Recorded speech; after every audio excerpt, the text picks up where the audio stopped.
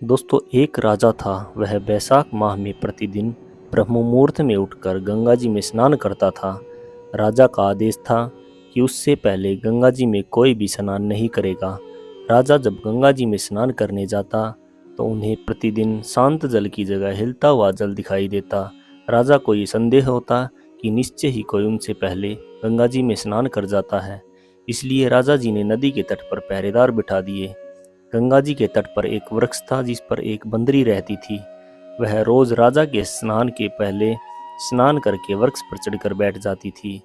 इस प्रकार होते होते पूरा बैसाख का महीना बीत गया। लेकिन अंतिम दिन राजा के सिपाही ने उसको देख लिया और उसे पकड़कर राजा के पास ले गए। और कहा कि यह बंदरिया आपसे पहले रोज गंगा जी में स्नान करती है। उधर राजा की प्रतिज्ञा थी, यदि कोई भी स्त्री उससे पहले स्नान करती होगी तो वह उनसे विवाह कर लेगा।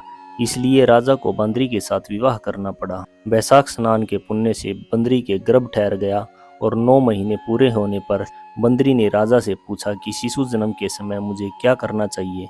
तब राजा ने महल में एक घंटी लगवा दी और बंदरी से कहा कि जब तुम्हें दर्द हो तो इसे बजा देना, मैं संपूर्ण प्रबंध कर दूंगा। राजा की अन्य रानियां भी थी, उनकी कोई संतान नहीं थी। बंदरी को गर्भ है यह समाचार सुनकर अन्य रानियां मन ही मन बंदरी से ईर्ष्या करने लग गई और भावी संतान का नाश करने के लिए अनेक प्रकार की योजनाएं बनाने लग गई। घंटी लगी देखकर एक रानी ने बंदरी से इसका कारण पूछा तो बंदरी ने पूरी बात बता दी। रानी ने बहकाया कि एक बार घंटी बजाकर देख लो राजा आते हैं भी या नहीं। बंदरी ने घंटी बजाई तो राजा दौड़े दौड़े महल आए और घंटी बजाने का कारण पूछा। इस पर बंदरी ने कहा कि रानियों के कहने पर उसने ऐसा किया। अन्य रानियों ने राजा से मजाक करते हुए कहा कि यह तो पशु है महाराज, पता नहीं कितनी बार घंटी बजाएगी। यह बात कहकर उन्होंने वह घंटी हटवा दी। कुछ दिनों के बाद में बंदरी के शिशु जन्म का समय आया तो उसने अन्य रानियों से पूछा कि मैं क्या करूं। रानियों ने कहा कि तुम आंखों पर पट्टी बांधकर सो जाओ। बंदरी के बैसाख माह के स्नान के पुण्य प्रताप से एक सुंदर पुत्र हुआ।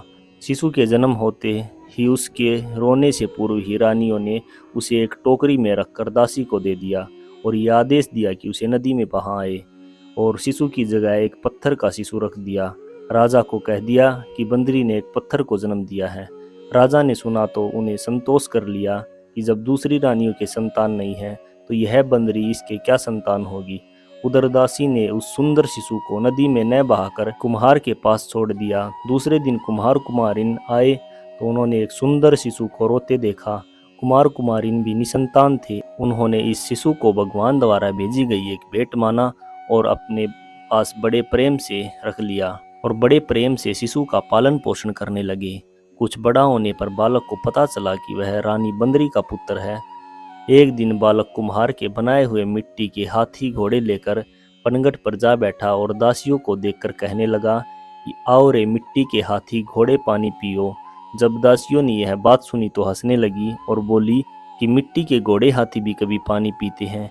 इस पर उस बालक ने कहा कि कभी बंदरी के भी पत्थर जन्म लेता है। उस बालक की यह बात दासियों ने जाकर महल में कही तो रानियों ने दूसरे दिन विष मिलाकर लड्डू भेज दिए। ईश्वर की कृपा से लड्डू गोंद और बादाम के हो गए। उन लड्डुओं को खाने से लड़के की मृत्यु नहीं हुई। यह समाचार दासी ने रानी को कहा। रानी ने कुमार को देश निकाला दे दिया। बंदरी का लड़का वन में जाकर रहने लगा और अगले वर्ष में माता गणगौर के पूजन का दिन आया तो वह बंदरी का लड़का 108 करवे और 108 गोली लेकर तथा घड़े में पानी भरकर बगीचे के बाहर बैठ गया। उधर राजा की और साहूकार की पुत्रियां गणगौर बनाने के लिए मिट्टी लेने के लिए आई तथा बगीचे में खेलने लगी। इस कारण कुछ समय बाद उन्हें प्यास लगी तो बंदरी के पुत्र से पानी पिलाने के लिए कहा। बंदरी के पुत्र ने कहा कि मेरे पास एक गोली है, उसे खाते जाओ और मेरी चारों ओर फेरी लगाते जाओ, तब मैं तुम्हें पानी पिलाऊंगा। इस पर पहले तो कन्याओं ने मना किया किंतु प्यास ज्यादा होने के कारण वे मान गई। इस प्रकार गोली खाने और युवक के साथ फेरे लेने से वह गर्भवती हो गई।